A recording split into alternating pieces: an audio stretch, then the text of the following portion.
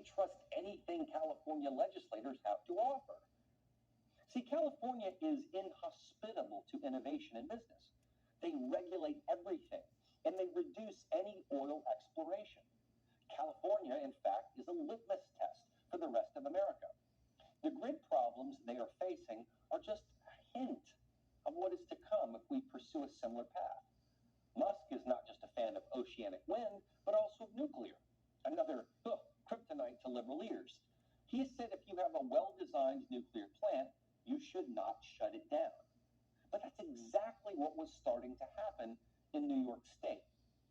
These are things that just don't make sense. And politicians know that the general public is naive and underinformed. If they made the cost of an EV pretty cheap, maybe more people would buy them. But they are simply unprepared for a surge in usage and charging stations.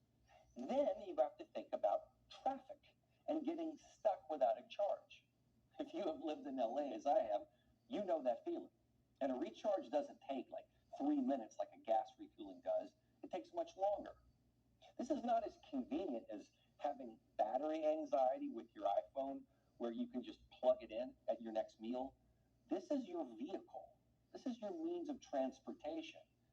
Now, in Europe, conditions have been far worse, especially considering their dependence on Russian oil.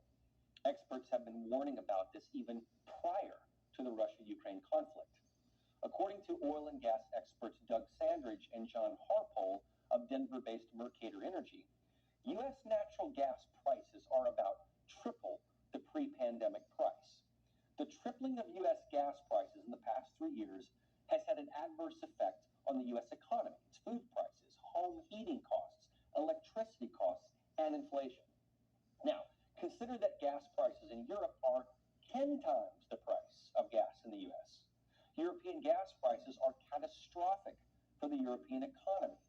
Not only will it be impossible for millions of Europeans to heat their homes this winter, it's becoming increasingly difficult for industries to survive.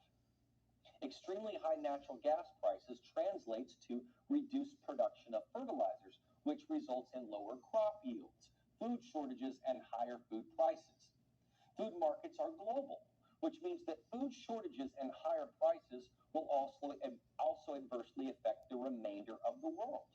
This problem is referred to as the deindustrialization of Europe, which will be catastrophic to every industry there.